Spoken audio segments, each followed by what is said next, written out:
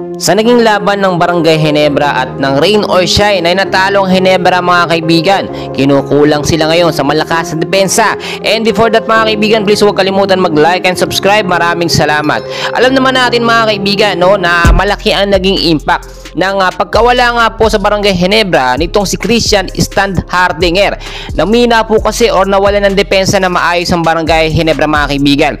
At kahit nga po meron tayong mga rookie dito sa Ginebra, nandyan din po si Justin Lloyd Brownlee, naglaro din ng nakaraan, etong si Scotty Thompson, ay hindi po yun sumapat mga kaibigan. Marami po tuloy ngayon na nagtataka at nagdududa sa kakayanan ng Barangay Ginebra kung bakit natalo sila sa kanilang unang laban dito sa kupunan ng Rain or Shine. Well mga kaibigan, nakita naman natin sa third quarter ng game ay lamang naman ng ilang puntos ang Barangay Ginebra.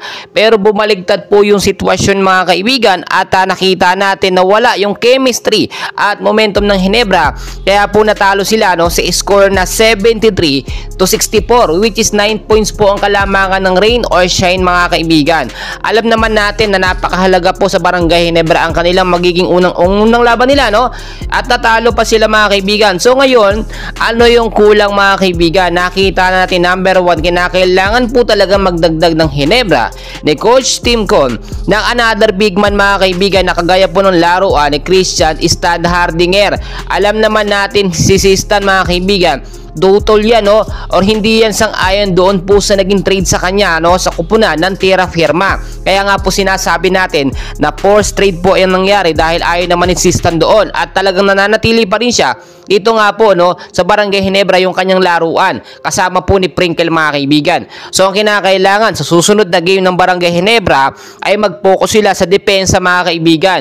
Kailangan may makadepensa. Ang mangyayari po dito si Japet Aguilar kung sakaling ipasok o makapaglaro sa first half, pagod na yan pagdating ng second half mga kaibigan. Magagaling naman yung mga rookie tulad ni RJ Abarientos at nakita naman natin kahit si Paul Garcia, maaasahan din yan. Si Brownlee, mainit na mainit pa nung pagkakampiyon sa Pelicta Jaya mga kaibigan, pero nakita nyo iba yung nangyari ngayon.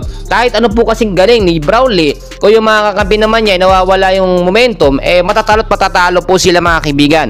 Well, panibagong sistema ngayon ang dapat ipatupad ni Coach Tim Con para matalo nila eto nga pong San Miguel Beer mga kaibigan, which alam naman natin ito'y malakas talaga at hindi dapat magkaroon ng pangalawang talo ang Barangay Ginebra dahil magkakaproblema sila sa mga susunod po na quarterfinals at sa mga susunod na round baka hindi sila makapasok. Well mga kaibigan, dahil pang kaganapan, so dyan lamang kayo and please wag kakalimutan mag-like and subscribe.